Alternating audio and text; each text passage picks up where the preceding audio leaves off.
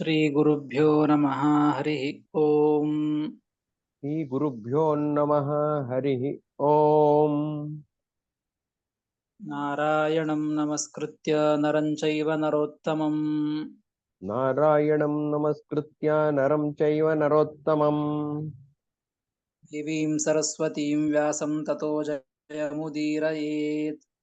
ದೇವೀಂ ಸರಸ್ವತಿಂ ವ್ಯಾಸಂ ತತೋ ಜಯಮುದೀರಯೇತ್. ಏಷ ವಾಗ್ಜಾಡ್ಯಮಲಾಪಹಂತ್ರಿ ಅಶೇಷವಾಗ್ಜಾಡ್ಯಮಲಾಪಹಂತ್ರೀ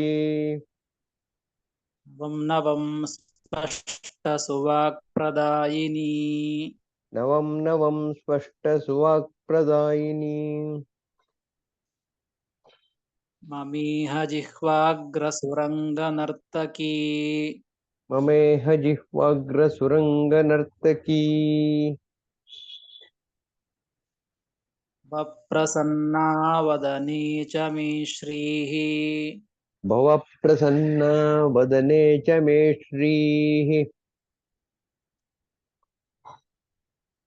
ಅಭ್ರಮಂ ಭಂಗರಹಿತಂ ಅಜಡಂ ವಿಮಲಂ ಸದಾ ಅಭ್ರಮಂ ಭಂಗರಹಿತಂ ಅಜಡಂ ವಿಮಲಂ ಸದಾ ಆನಂದತೀರ್ಥಮತುಲಂ ಭಜೆ ತಾಪತ್ರಯಾಪಹಂ ಆನಂದತೀರ್ಥಮತಲಂ ಭಜೆ ತಾಪತ್ರಯಾಪಹಂ. ಯಸ್ಯ ವಾಕ್ಕಾಮಧೇನುರ್ನಃ ಕಾಮಿತಾರ್ಥಾನ್ ಪ್ರಯಚ್ಛತಿ ಯಸ್ಯ ವಾಕ್ಕಾಮಧೇನುರ್ನಃ ಕಾಮಿತಾರ್ಥಾನ್ ಪ್ರಯಚ್ಛತಿ ವಿವೇತಂ ಜಯ ಯೋಗೀಂದ್ರಂ ಕಾಮಬಾಣಚ್ಛಿದಂ ಸದಾ ಸೇವೇತಂ ಜಯ ಯೋಗೀಂದ್ರಂ ಕಾಮಬಾಣಚ್ಛಿದಂ ಸದಾ ಪೂಜ್ಯಾಯ ರಾಘವೇಂದ್ರಾಯ ಸತ್ಯಧರ್ಮತಾಯ ಚ ಪೂಜ್ಯಾಯ ರಾಘವೇಂದ್ರಾಯ ಸತ್ಯಧರ್ಮರತಾಯ ಚ ಯತಾಂ ಕಲ್ಪವೃಕ್ಷಾಯ ನಮತಾಂ ಕಾಮಧೇನವೇ ಭಜತಾಂ ಕಲ್ಪವೃಕ್ಷಾಯ ನಮತಾಂ ಕಾಮಧೇನವೇ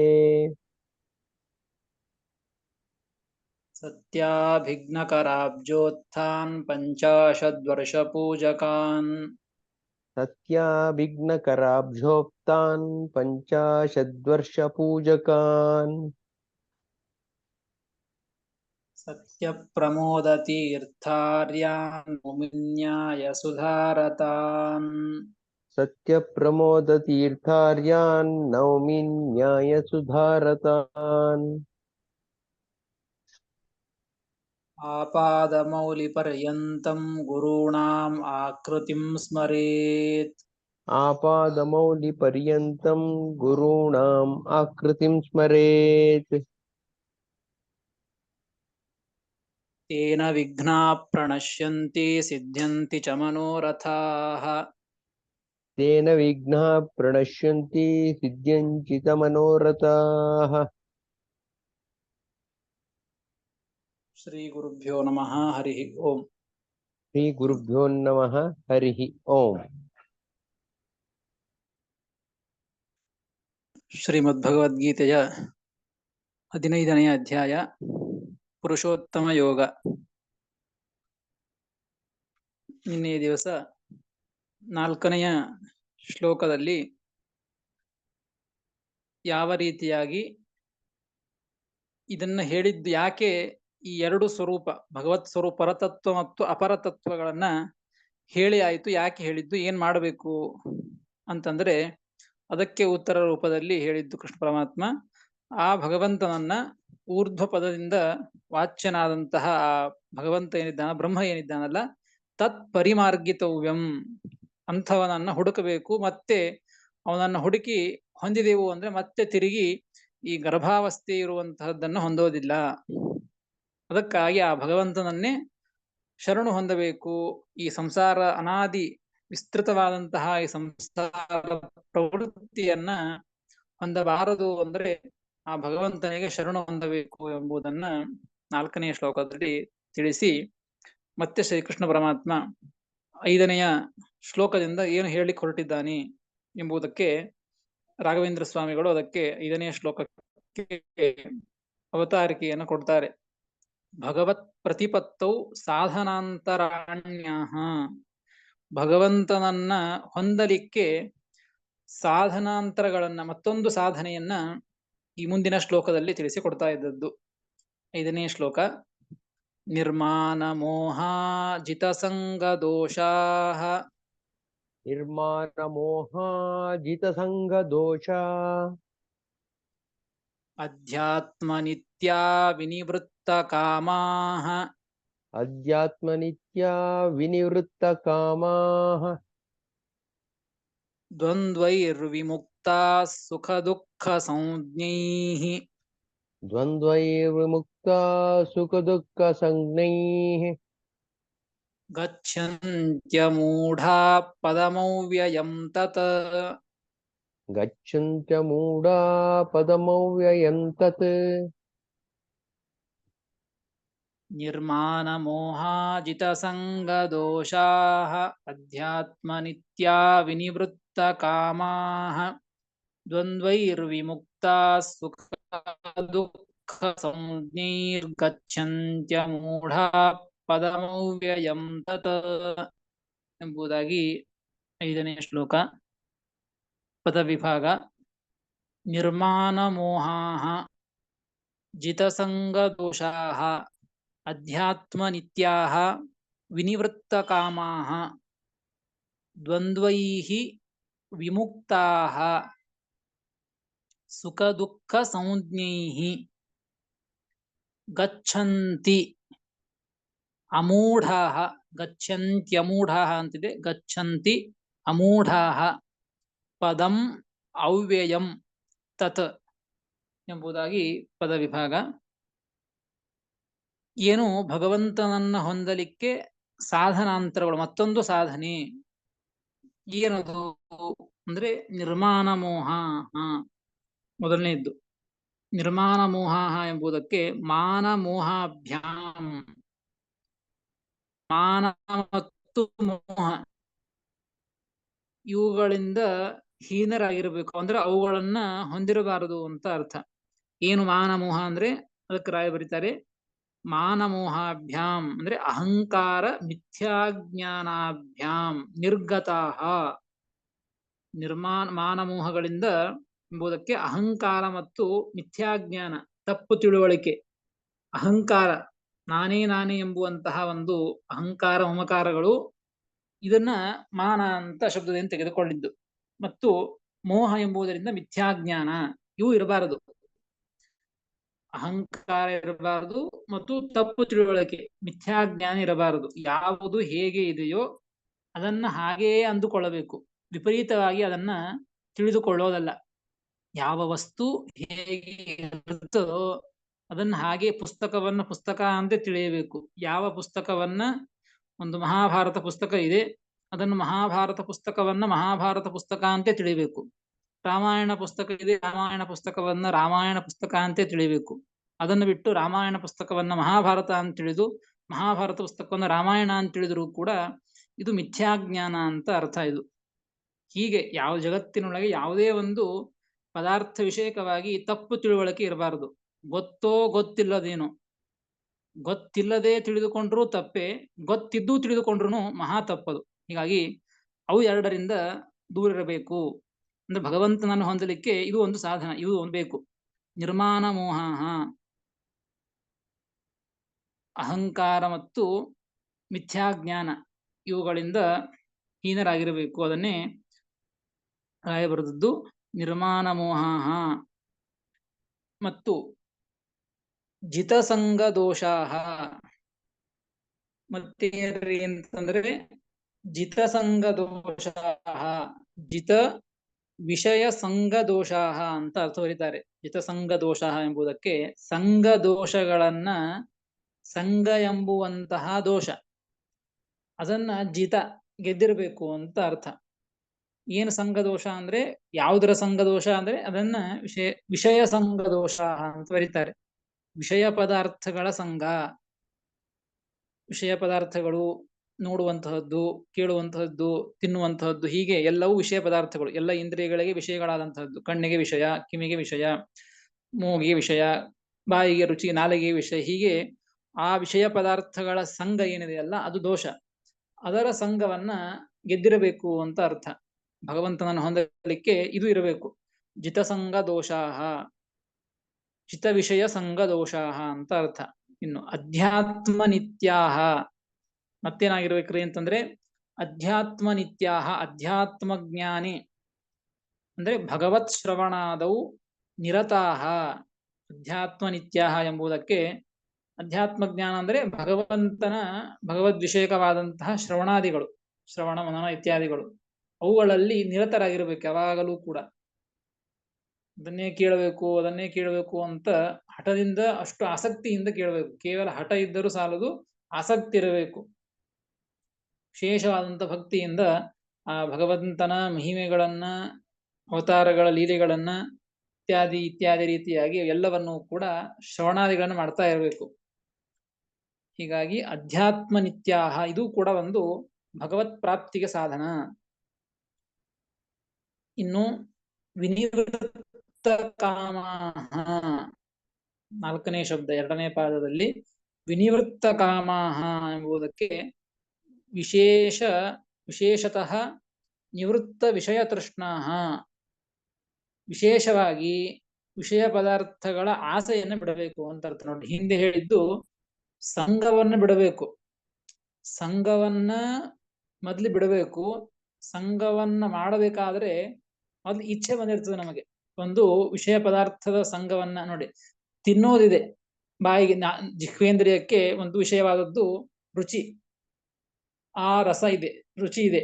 ಆ ರುಚಿಯನ್ನ ಸಂಘ ಮಾಡೋದು ಅಂದ್ರೆ ಇಟ್ಟುಕೊಳ್ಳೋದು, ಬಾಯಲ್ಲಿ ಇಟ್ಟುಕೊಂಡಾಗ ಅದರ ಸಂಪರ್ಕವಾಯಿತು, ಅದು ಒಂದು ವಿಷಯದ ಸಂಘ. ಅದನ್ನ ಬಿಡಬೇಕು, ಅದು ಒಂದು. ಅದಷ್ಟೇ ಅಲ್ಲ, ತಿನ್ನೋದನ್ನು ಬಿಡ್ತೇವೆ ಏಕಾದಶಿ ದಿವಸ, ಆದ್ರೆ ತಿನ್ನುವ ಕಡೆಗೆ ಲಕ್ಷ್ಯ ಹೋಗ್ತದೆ, ತಿನ್ನುವ ಕಡೆಗೆ ಗಮನ ಹೋಗ್ತದೆ.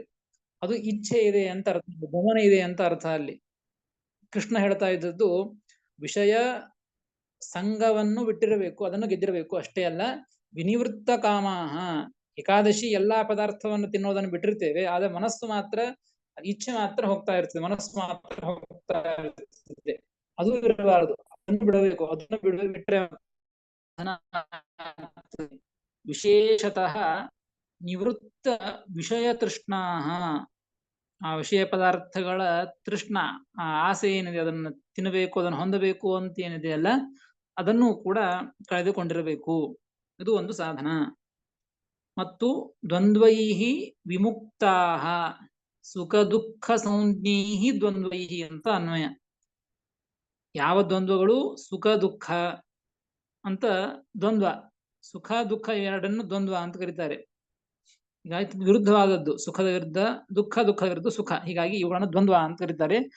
ಸುಖ ದುಃಖ ಸಂಜ್ಞೈಹಿ ದ್ವಂದ್ವೈಹಿ, ಸುಖ ದುಃಖ ಎಂಬುವಂತಹ ಹೆಸರಿನ ಈ ದ್ವಂದ್ವಗಳಿಂದ ವಿಮುಕ್ತಾಹ, ಅವುಗಳನ್ನ ತೊರೆದಿರಬೇಕು. ಸುಖವಾಗಲಿ ಬಹು ದುಃಖವಾಗಲಿ ಸಮಾನವಾಗಿರಬೇಕು ಅಂತ ಹಿಂದಿನ ಅನೇಕ ಅಧ್ಯಾಯಗಳಲ್ಲಿ ಬಂದಿದೆ. ಸುಖ ದುಃಖಗಳಾದಾಗಲೂ ಕೂಡ ಏಕಪ್ರಕಾರವಾಗಿ ಇರಬೇಕು ಅಂತ ಬಂದದ್ದುಂಟು. ಅದನ್ನ ತೊರಿಬೇಕು ಅಂದ್ರೆ ಈ ದುಃಖವನ್ನೂ ತೊರಿಬೇಕು ಮತ್ತು ಈ ವೈಷಯಿಕ ಸುಖವನ್ನು ಕೂಡ ತೊರಿಬೇಕು ಅಂತ ಅರ್ಥ. ಸುಖ ದುಃಖ ಸಂಜ್ಞೈಹಿ ದ್ವಂದ್ವೈಹಿ, ಇಲ್ಲಿ ಗೀತೆಯಲ್ಲಿ ಹೇಳಿದ್ದು ಸುಖ ದುಃಖ ಸಂಜ್ಞೈಹಿ ದ್ವಂದ್ವೈಹಿ ಅಂತ ಹೇಳಿದ್ದುಂಟು. ಇವೆ ದ್ವಂದ್ವವಾದಂತಹ ಇವೆರಡನ್ನೇ ತೆಗೆದುಕೊಳ್ಳೋದಲ್ಲ.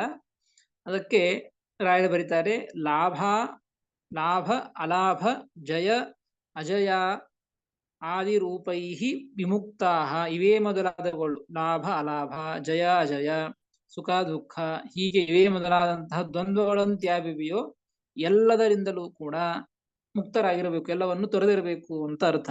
ತೊರೆದರೆ ಇದು ಒಂದು ಭಗವತ್ ಪ್ರಾಪ್ತಿಗೆ ಸಾಧನ. ಇನ್ನು ಅಮೂಢಾಹ ಅಂತಿದೆ. ಅಮೂಢಾಹ ಅಂದ್ರೆ ರಜಸ್ತಮಸ್ ಸ್ವಭಾವ ಶೂನ್ಯಾಹ. ನೋಡ್ರಿ, ಸಾತ್ವಿಕ ಸ್ವಭಾವ ಇರಬೇಕು, ಆದ್ರೆ ರಾಜಸ ಸ್ವಭಾವವಾಗಲಿ ತಾಮಸ ಸ್ವಭಾವವಾಗಲಿ ಇರಬಾರದು. ಆ ಎರಡೂ ಸ್ವಭಾವವನ್ನ, ರಜೋಗುಣದಿಂದ ತಮೋಗುಣದಿಂದ ಇರುವಂತಹ ಒಂದು ಸ್ವಭಾವಗಳೇನಿವೆ ಅಲ್ಲ, ರಾಜಸ ತಾಮಸ ಸ್ವಭಾವಗಳು, ಅವುಗಳನ್ನ ಪಡೆದಿರಬಾರದು. ಸಾತ್ವಿಕವಾದಂತಹ ಸ್ವಭಾವ ಇರಬೇಕು. ಅಂದರೆ ಮಾತ್ರ ಅದು ಭಗವತ್ ಪ್ರಾಪ್ತಿಗೆ ಸಾಧಕ ಅಂತ ಆಗ್ತದೆ. ಇದು ಸಾಧನ ಅಂತ ಆಗ್ತದೆ. ಇನ್ನು ಈ ರೀತಿಯಾಗಿ ಸಾಧನೆಗಳನ್ನ ಯಾರು ಪಡೆದುಕೊಳ್ತಾರೋ, ಸಾಧನೆಗಳನ್ನು ಯಾರು ಮಾಡ್ತಾರೋ ಅಂತಹ ವ್ಯಕ್ತಿ ಅವ್ಯಯಂ ತತ್ಪದಂ, ಕೊನೆಗಿದೆ, ಕೊನೆಯ ಪಾದದಲ್ಲಿ ಗಚ್ಚಂತಿ ಅಮೂಢಾಃ ಪದಂ ಅವ್ಯಯಂ ತತ್ ಅವ್ಯಯಂ ಪದಂ, ಅವ್ಯಯ ನಾಶರಹಿತವಾದಂತಹ ತತ್ಪದಂ ಗಚ್ಚಂತಿ, ನಾಶರಹಿತವಾದಂತಹ ಆ ಸ್ಥಾನವನ್ನ, ಪದ ಶಬ್ದಕ್ಕೆ ಇಲ್ಲಿ ತತ್ಪದಂ ಎಂಬುದಕ್ಕೆ ಭಗವತ್ ಸ್ವರೂಪಂ ಅಂತ ಅರ್ಥ. ಭಗವಂತನ ಸ್ವರೂಪ ಇರೋದಲ್ಲಿ ಮೋಕ್ಷದಲ್ಲಿ ಅಂತ ಅರ್ಥ. ಕಾಣೋದು ಭಗವಂತ ಇದ್ದಾನೆ, ಭಗವಂತನ ಸ್ವರೂಪವನ್ನ ಕಾಣೋದು ಅಂದ್ರೆ ಆ ಮೋಕ್ಷವನ್ನ ಹೊಂದಿ ಭಗವಂತನ ರೂಪವನ್ನ ಕಾಣೋದು ಅಂತ ಅರ್ಥ. ಹೀಗಾಗಿ ಭಗವತ್ ಸ್ವರೂಪಂ ಗಚ್ಚಂತಿ, ಆ ಭಗವಂತನ ಸ್ವರೂಪವನ್ನು ಕುರಿತು ಹೋಗ್ತಾನೆ ಯಾವ ವ್ಯಕ್ತಿ ಈ ರೀತಿಯಾಗಿ ಹೊಂದಿರುತ್ತಾನೋ. ನಿರ್ಮಾಣ ಮೋಹಾಃ ಜಿತಸಂಗ ದೋಷಾಃ ಅಧ್ಯಾತ್ಮ ನಿತ್ಯಾಃ ವಿನಿವೃತ್ತ ಕಾಮಾಃ ದ್ವಂದ್ವೈಃ ಸುಖ ದುಃಖ ಸಂಜ್ಞೈಃ ದ್ವಂದ್ವೈಃ ವಿಮುಕ್ತಾಃ ಅಮೂಢಾಃ ಪದಂ ಅವ್ಯಯಂ ತತ್ ಪದಂ ಗಚ್ಚಂತಿ. ಅವ್ಯಯವಾದಂಥ, ನಾಶರಹಿತವಾದಂತಹ, ಮತ್ತೆ ಸಂಸಾರಕ್ಕೆ ಬರದೇ ಇರುವಂತಹ ಅಂತಹ ಶ್ರೇಷ್ಠವಾದಂತಹ ಭಗವತ್ ಸ್ವರೂಪವನ್ನ ಕುರಿತು ಹೋಗ್ತಾರೆ, ಅಂತಹ ಶ್ರೇಷ್ಠವಾದಂತಹ ಭಗವಂತ ಸ್ವರೂಪವನ್ನು ಹೊಂತಾರೆ ಅಂತ ತಿಳಿಸುವ ಮುಖಾಂತರವಾಗಿ ಈ ಶ್ಲೋಕದಿಂದ ಭಗವಂತ ತನ್ನ ಪ್ರತಿಪತ್ತಿ, ತನ್ನನ್ನ ಹೊಂದಲಿಕ್ಕೆ ಮತ್ತು ತನ್ನನ್ನು ತಿಳಿಯಲಿಕ್ಕೆ, ಪ್ರತಿಪತ್ತಿ ಎಂಬುದಕ್ಕೆ ತಿಳಿಯೋದು ಹೊಂದೋದು ಎರಡು ಮೊದಲಿಗೆ ತಿಳಿಯಬೇಕು, ತದನಂತರದಲ್ಲಿ ಬಲಿಗೆ ಆಗುವುದು. ಹೀಗಾಗಿ ಭಗವತ್ ಪ್ರತಿಪತ್ತಿಗೆ ಇವೆಲ್ಲವೂ ಕೂಡ ಸಾಧನಗಳು ಅಂತ ಅರ್ಥ. ಹೀಗೆ ಸಾಧನಾಂತರಗಳನ್ನ ಹೇಳಿ ಮುಂದಿನ ಶ್ಲೋಕದಲ್ಲಿ ಕೀದೃಶಂ ತತ್ಪದಂ ಯತ್ ಪ್ರಾಪ್ತಿ ಪುರುಷಾರ್ಥಃ ಇತ್ಯತಃ ಆಹ. ನೋಡ್ರಿ, ಯಾವ ಹಿಂದಿನ ಶ್ಲೋಕದಲ್ಲಿ, 5ನೆಯ ಶ್ಲೋಕದಲ್ಲಿ ಯಾವ ಪದವನ್ನ, ಯಾವ ಭಗವತ್ ಸ್ವರೂಪವನ್ನ ಹೊಂತಾನೆ ಅಂತ ಹೇಳಿದ್ರಲ್ಲ, ಅದು ಎಂತಹದ್ದು? ಕೀದೃಶಂ ತತ್ಪದಂ ಯತ್ ಪ್ರಾಪ್ತಿ ಪುರುಷಾರ್ಥ, ಯಾವ ಪ್ರಾಪ್ತಿ ಇದು ಪುರುಷಾರ್ಥವಾಗಿದೆ ಅಲ್ಲ, ಅಂತಹ ಒಂದು ಭಗವತ್ ಸ್ವರೂಪ ಅಂತ ಹೇಳ್ತಾ ಇದ್ದೀರಲ್ಲ, ಆ ಭಗವತ್ ಸ್ವರೂಪ ಇದು ಎಂತಹದ್ದು? ಕೀದೃಶಂ ತತ್ಪದಂ, ಆ ತತ್ಪದ, ಆ ಭಗವತ್ ಸ್ವರೂಪ ಇದು ಎಂತಹದ್ದು? ಯಾವ ಪ್ರಾಪ್ತಿಯನ್ನ ನೀವು ಪುರುಷಾರ್ಥ, ಇದು ಎಲ್ಲದಕ್ಕೂ ಮುಖ್ಯವಾದಂತಹ ಫಲ ಅಂತ ಹೇಳ್ತಾ ಇದ್ದೀರಲ್ಲ, ಅಂತಹ ಭಗವತ್ ಸ್ವರೂಪ ಇದು ಎಂತಹದ್ದು ಎಂಬುವಂತ ಪ್ರಶ್ನೆಗೆ ಉತ್ತರ ರೂಪದಲ್ಲಿ 6ನೇ ಶ್ಲೋಕ ಹೊರಟದ್ದು. 6ನೇ ಶ್ಲೋಕದಿಂದ ಭಗವಂತ ಆ ಭಗವಂತನ ಸ್ವರೂಪವನ್ನು ಹೇಳ್ತಾ ಇದ್ದಾನೆ. ತನ್ನ ಸ್ವರೂಪವನ್ನೇ ಈ ಶ್ಲೋಕದಿಂದ 6ನೇ ಶ್ಲೋಕದಲ್ಲಿ ತಿಳಿಸ್ತಾ ಇದ್ದದ್ದು. 6ನೇ ಶ್ಲೋಕ: ನ ತದ್ಭಾಸಯತೆ ಸೂರ್ಯೋ ನ ತದ್ಭಾಸಯತೆ ಸೂರ್ಯೋ ನ ಶಶಾಂಕೋ ನ ಪಾವಕಃ ನ ಶಶಾಂಕೋ ನ ಪಾವಕಃ ಯದ್ಗತ್ವಾ ನ ನಿವರ್ತಂತೆ ಯದ್ಗತ್ವಾ ನ ನಿವರ್ತಂತೆ ತದ್ಧಾಮ ಪರಮಂ ಮಮ. ತದ್ಧಾಮ ಪರಮಂ ಮಮ. ನ ತದ್ಭಾಸಯತೆ ಸೂರ್ಯೋ ನ ಶಶಾಂಕೋ ನ ಪಾವಕಃ ಯದ್ಗತ್ವಾ ನ ನಿವರ್ತಂತೆ ತದ್ಧಾಮ ಪರಮಂ ಮಮ ಎಂಬುದಾಗಿ 6ನೇ ಶ್ಲೋಕ. ಪದಚ್ಛೇದ: ನ ತತ್ ಭಾಸಯತೆ ಸೂರ್ಯಃ ನ ಶಶಾಂಕಃ ನ ಪಾವಕಃ ಯತ್ ಗತ್ವಾ ನ ನಿವರ್ತಂತೆ ತತ್ ಧಾಮ ಪರಮಂ ಮಮ ಎಂಬುದಾಗಿ ಪದವಿಭಾಗ. ಏನ್ ಹೇಳ್ತಾ ಇದ್ದದಿಲ್ಲಿ? ಆ ಭಗವತ್ ಸ್ವರೂಪವನ್ನು ಹೊಂತಾನೆ ಅಂತ ಹಿಂದಿನ ಶ್ಲೋಕದಲ್ಲಿ ಹೇಳಿದಂತಹ ವಿಚಾರವನ್ನ, ಆ ಭಗವತ್ ಸ್ವರೂಪ ಎಂತಹದ್ದು ಅಂತ ಕೇಳಿದಾಗ ಅದಕ್ಕೆ ಉತ್ತರವನ್ನು ಕೊಡ್ತಾ ಇದ್ದದ್ದು. ನ ತದ್ಭಾಸಯತೆ ಸೂರ್ಯ ನ ಶಶಾಂಕೋ ನ ಪಾವಕಃ. 3 ಪದಾರ್ಥವನ್ನು 3 ವ್ಯಕ್ತಿಗಳನ್ನು ತೆಗೆದುಕೊಂಡದ್ದು. ಸೂರ್ಯ ಮತ್ತು ಚಂದ್ರ ಮತ್ತು ಅಗ್ನಿ. ಸೂರ್ಯ ಅಂತ ಸೂರ್ಯ ಶಬ್ದ ಇದೆ, ಶಶಾಂಕ ಚಂದ್ರ, ಪಾವಕ ಅಂದ್ರೆ ಅಗ್ನಿ. ಈ 3 ಜನ ಏನ್ ಮಾಡ್ತಾರೆ, ಬೆಳಗಿಸ್ತಾರೆ. ಪ್ರಕಾಶಮಯವಾದಂತಹ ವ್ಯಕ್ತಿಗಳು. ಸೂರ್ಯನೂ ಪ್ರಕಾಶವನ್ನು ಕೊಡುವಂಥವನು, ಚಂದ್ರನೂ ಪ್ರಕಾಶವನ್ನು ಕೊಡುವವನು, ಅಗ್ನಿಯೂ ಪ್ರಕಾಶವನ್ನು ಕೊಡುವುದು.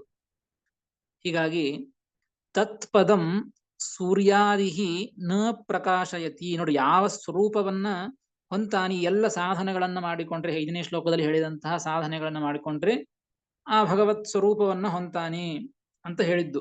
ಆ ಭಗವಂತನ ಸ್ವರೂಪ ಏನಿದೆಯಲ್ಲ, ಆ ಸ್ವರೂಪ ಹೇಗಿದೆ ಅಂದ್ರೆ ತತ್ಪದಂ, ಆ ಭಗವತ್ ಸ್ವರೂಪ ಎಂಬುದು ಸೂರ್ಯಾದಿಹಿ ನ ಪ್ರಕಾಶಯತಿ. ಆ ಭಗವತ್ ಸ್ವರೂಪವನ್ನ, ಈ ನೋಡಿ, ಸೂರ್ಯ ಈ ಜಗತ್ತನ್ನ ಪ್ರಕಾಶನ ಮಾಡ್ತಾನ. ಆ ಭೂಮಿಯಲ್ಲಿ ಏನೋ ಒಂದು ಪದಾರ್ಥವನ್ನು ಕಾಣಬೇಕು ಅಂದ್ರೆ ಸೂರ್ಯ ಎದುರಿರಬೇಕು, ಚಂದ್ರನಾದರೂ ಇರಬೇಕು, ಅಗ್ನಿ ಆದರೂ ಇರಬೇಕು. ಹೀಗೆ ಈ 3ಗಳನ್ನ ಇಟ್ಟುಕೊಂಡು ನಾವು ಜಗತ್ತಿನೊಳಗೆ ಇರುವಂತಹದ್ದನ್ನೆಲ್ಲವನ್ನ ಕಾಣಲಿಕ್ಕೆ ಆಗ್ತದೆ. ಹಾಗೆ ಆ ಭಗವತ್ ಸ್ವರೂಪವನ್ನು ಕಾಣಬೇಕಾದರೆ ಸೂರ್ಯ ಬೇಕು, ಚಂದ್ರ ಬೇಕು, ಅಥವಾ ಅಗ್ನಿ ಬೇಕು ಬೇಕಾಗಿಲ್ಲ. ಅಂತಹ ಸ್ವರೂಪ ಭಗವಂತನ ಸ್ವರೂಪ ಅಂತ ಹೇಳ್ತಾ ಇದ್ದಾರೆ. ತತ್ಪದಂ ಸೂರ್ಯಾದಿಹಿ ನ ಪ್ರಕಾಶಯತಿ ನ ತದ್ಭಾಸಯತೆ ಅಂತಿದೆ. ಸೂರ್ಯನು ತತ್ ನ ಭಾಸಯತೆ, ಆ ಭಗವತ್ ಸ್ವರೂಪವನ್ನ ಪ್ರಕಾಶಿಸುವುದಿಲ್ಲ. ಅದೇ ರೀತಿಯಾಗಿ ಶಶಾಂಕ ಚಂದ್ರನು ಕೂಡ ನ ತದ್ಭಾಸಯತೆ, ಆ ಭಗವತ್ ಸ್ವರೂಪವನ್ನ ಪ್ರಕಾಶಿಸುವುದಿಲ್ಲ, ಅಂದ್ರೆ ತೋರಿಸುವುದಿಲ್ಲ. ತನ್ನ ಪ್ರಕಾಶದಿಂದ ಅವನನ್ನ ಕಾಣಿಸುವಂತೆ ಮಾಡೋದಿಲ್ಲ. ಅದೇ ರೀತಿಯಾಗಿ ಪಾವಕಃ ನ ತದ್ಭಾಸಯತೆ, ತತ್ ಪಾವಕಃ ನ ಭಾಸಯತೆ, ಆ ಭಗವತ್ ಸ್ವರೂಪವನ್ನ ಅಗ್ನಿಯೂ ಕೂಡ ನ ಭಾಸಯತೆ, ಪ್ರಕಾಶಿಸುವುದಿಲ್ಲ. ಅಂದ್ರೆ ಅರ್ಥ, ತನ್ನದೇ ಆದಂತಹ ಪ್ರಕಾಶದಿಂದ ಭಗವಂತ ತೋರ್ತಾನೆ ಅಂತ ಅರ್ಥ ಅದಕ್ಕೆ. ಹೀಗಾಗಿ ಅಂತಹ ಸ್ವರೂಪ ಭಗವಂತನದ್ದು. ತತ್ಪದಂ ಸೂರ್ಯಾದಿಹಿ ನ ಪ್ರಕಾಶಯತಿ, ಅಂತಹ ಸ್ವರೂಪ ಭಗವಂತನದ್ದು. ಮತ್ತೆಂತಹ ಸ್ವರೂಪ್ರಿ ಭಗವತ್ ಸ್ವರೂಪ ಅಂದ್ರೆ ಎಂತಹದ್ದು ಅಂದ್ರೆ ಯದ್ಗತ್ವ ನ ನಿವರ್ತಂತೆ ಅಂತಿದೆ. ಯದ್ಗತ್ವ, ಯಾವುದನ್ನ ಹೋಗಿ ಸೇರಿದರೆ, ಒಂದು ಬಾರಿ ಹೋಗಿ ಸೇರಿದರೆ ನ ನಿವರ್ತಂತೆ, ಯಾವ ಸ್ವರೂಪವನ್ನ, ಯದ್ಗತ್ವ ಅಂದ್ರೆ ಯತ್ ಸ್ವರೂಪಂ ಪ್ರಾಪ್ಯ, ಯಾವ ಸ್ವರೂಪವನ್ನ ಸೇರಿದರೆ ಹೊಂದಿದರೆ ನ ನಿವರ್ತಂತೆ ಸಂಸಾರಂ ನ ಯಾಂತಿ, ಸಂಸಾರವನ್ನ ಕುರಿತು ಮತ್ತೆ ಮರಳಿ ಬರಂಗಿಲ್ಲ. ಯಾವ ಸ್ವರೂಪವನ್ನು ಹೊಂದಿದರೆ ಮತ್ತೆ ಸಂಸಾರಕ್ಕೆ ಮರಳಿ ಬರಲ್ವೋ ಅಂತಹ ಸ್ವರೂಪ ಆ ತರಹದ್ದಿದೆ. ಅಂದ್ರೆ ಮತ್ತೊಂದು ಬಾರಿ ಸಂಸಾರಕ್ಕೆ ಕರೆದುಕೊಂಡು ಬರೋದಿಲ್ಲ ಅದು. ಅಂತಹ ಶ್ರೇಷ್ಠವಾದಂತಹ ಭಗವತ್ ಸ್ವರೂಪ ಅಂತ ಅರ್ಥ ಅದಕ್ಕೆ. ಯದ್ಗತ್ವಾ ನ ನಿವರ್ತಂತೆ ಸಂಸಾರಂ ನ ಯಾಂತಿ ತದ್ಧಾಮ ಪರಮಂ ಮಮ. ಕೃಷ್ಣ ಪರಮಾತ್ಮ ಹೇಳ್ತಾನೆ, ತತ್ ಧಾಮ ಪರಮಂ ತತ್ ಮಮ ಧಾಮ ಅಂತ ಅನ್ವಯ. ತದ್ಧಾಮ ಪರಮಂ ಮಮ ಅಂತಿದೆ. ಪರಮಂ ತತ್, ಶ್ರೇಷ್ಠವಾದಂತಹ ಆ ಸ್ವರೂಪ ಏನಿದೆಯಲ್ಲ, ಯಾವ ಸ್ವರೂಪವನ್ನ ಸೂರ್ಯಾದಿಗಳು ಪ್ರಕಾಶಿಸುವುದಿಲ್ಲ, ಮತ್ತೆ ಯಾವ ಸ್ವರೂಪವನ್ನು ಹೊಂದಿದರೆ ಮತ್ತೆ ಮರಳಿ ಸಂಸಾರಕ್ಕೆ ಬರೋದಿಲ್ವೋ ಅಂತಹ ಸ್ವರೂಪ ಇದು ಯಾರ್ದು ಅಂತಂದ್ರೆ ತದ್ಧಾಮ ಪರಮಂ ಮಮ ಅಂತ ಕೃಷ್ಣ ಹೇಳ್ತಾನೆ. ಪರಮಂ ತತ್, ಶ್ರೇಷ್ಠವಾದಂತಹ ಸ್ವರೂಪ ಮಮಧಾಮ. ಮಮಧಾಮ ಅಂದ್ರೆ ಧಾಮ ಶಬ್ದಕ್ಕೆ ರೂಪಂ ಅಂತ ಅರ್ಥ ಬರೀತಾರೆ. ಮಮಧಾಮ ಎಂಬುದಕ್ಕೆ, ಧಾಮ ಶಬ್ದಕ್ಕೆ ಮನೆ ಅಂತೂ ಅರ್ಥ ಇದೆ. ತದ್ಧಾಮ ಪರಮಂ ಮಮ, ಪರಮಂ ತತ್, ಶ್ರೇಷ್ಠವಾದಂತಹ ಸ್ವರೂಪ ಅದು ನನ್ನ ಸ್ವರೂಪ, ನನ್ನ ರೂಪ ಅದು ಅಂತ ಒಂದು ಅರ್ಥ ಇಲ್ಲಿ ಬರೆದದ್ದು. ಹೀಗೆ ಧಾಮ ಶಬ್ದಕ್ಕೆ ಮನೆ ಅಂತ ಸ್ಥಾನ, ಆವಾಸ ಸ್ಥಾನ ಇಟ್ಕೊಂಡ್ರು ಕೂಡ, ಮೋಕ್ಷವನ್ನು ಇಟ್ಕೊಂಡ್ರು ಕೂಡ ಅಷ್ಟೇ ಅರ್ಥ. ಯಾವ ಸ್ವರೂಪ, ಯಾವ ಪದಕ್ಕೆ ಅಂದ್ರೆ ಯಾವ ಮೋಕ್ಷ ಎಂಬುವಂತಹ ಪದಕ್ಕೆ ಹೋದ್ರೆ ಮತ್ತೆ ಮರಳಿ ಬರೋದಿಲ್ವೋ, ಮತ್ತು ಮೋಕ್ಷವನ್ನು ಕೂಡ ಯಾವ ಸೂರ್ಯಾದಿಗಳು ಕೂಡ ಪ್ರಕಾಶಿಸುವುದಿಲ್ಲ. ಮೋಕ್ಷದಲ್ಲಿ ಅಲ್ಲಿ ಬೆಳಕು ಬರಬೇಕು ಅಂತಂದ್ರೆ ಅಲ್ಲೊಬ್ಬ ಈ ಸೂರ್ಯ ಇರಬೇಕು. ಈ ಸೂರ್ಯ ಹೋದ್ರೆ ಮಾತ್ರ ಬೆಳಕು ಸಿಗ್ತದೆ, ಚಂದ್ರ ಹೋದ್ರೆ ರಾತ್ರಿ ಆಗ್ತದೆ, ಬೆಳಕಾಗ್ತದೆ, ಅಗ್ನಿ ಇದ್ರೆ ತನ್ನ ಕೆಲಸ ಆಗ್ತದೆ ಅಂತ ಅರ್ಥ ಅಲ್ಲ. ಎಲ್ಲವೂ ಕೂಡ ಭಗವಂತನ ಶಕ್ತಿಯಿಂದ ಭಗವಂತನ ಇಚ್ಛೆಯಿಂದ ಅಲ್ಲಿ ಪ್ರಕಾಶ ಬರ್ತದೆ. ಹೀಗಾಗಿ ಅಂತಹ ಧಾಮ ಮನೆ ಅಂತ ಇಟ್ಕೊಂಡ್ರು ಅದು ನನ್ನ ಮನೆ ಅಂತ ಅರ್ಥ. ಇಲ್ಲಿ ಮುಖ್ಯವಾಗಿ ರಾಯರೆಲ್ಲರೂ ಕೂಡ ಬರೆದದ್ದು ತದ್ಧಾಮ ಎಂಬುದಕ್ಕೆ ಮಮ ಧಾಮ ರೂಪಂ, ಅದು ನನ್ನ ರೂಪ ಎಂಬುದಾಗಿ ಆ ರಾಘವೇಂದ್ರ ಸ್ವಾಮಿಗಳು ಈ ರೀತಿಯಾಗಿ ಆ ಭಗವಂತನ ಸ್ವರೂಪವನ್ನ ಆ ಪ್ರಶ್ನೆಯನ್ನ ಮಾಡಿದಂತೆ. ಯಾದೃಶವಾದಂತಹ ಸ್ವರೂಪ ಇದೆ ಅಂತ, ಕೀದೃಶವಾದಂತಹ ಸ್ವರೂಪ ಇದೆ ಎಂಬುದಾಗಿ ಕೇಳಿದ್ದಕ್ಕೆ ನ ತದ್ಭಾಸಯತೆ ಸೂರ್ಯೋ ನ ಶಶಾಂಕೋ ನ ಪಾವಕಃ ಯದ್ಗತ್ವಾ ನ ನಿವರ್ತಂತೆ ತದ್ಧಾಮ ಪರಮಂ ಮಮ ಎಂಬುದಾಗಿ ಈ ರೀತಿಯಾಗಿ ಆ ಭಗವಂತನ ಸ್ವರೂಪವನ್ನ ತಿಳಿಸಿದ್ದು. ಯಾಕೆ ತಿಳಿಸಿದ್ದು ಅಂದ್ರೆ ಅಂತಹ ಭಗವಂತನ ಸ್ವರೂಪವನ್ನ ಹೊಂದಬೇಕು. ನೋಡಿ, ಹೊಂದಬೇಕಾದದ್ದು ಹಿಂದೆ ಹೊಂದಬೇಕು ಅಂತ ಹಿಂದಿನ ಶ್ಲೋಕದಲ್ಲಿ ಹೇಳಿದ್ದು. ಆ ಭಗವಂತನ ಸ್ವರೂಪ ಹೇಗಿದೆ, ಅದಕ್ಕಾಗಿ ಇಂತಹ ಸ್ವರೂಪವನ್ನ ಹೊಂದಬೇಕು ಅಂತ ಹೇಳಿದ್ದು.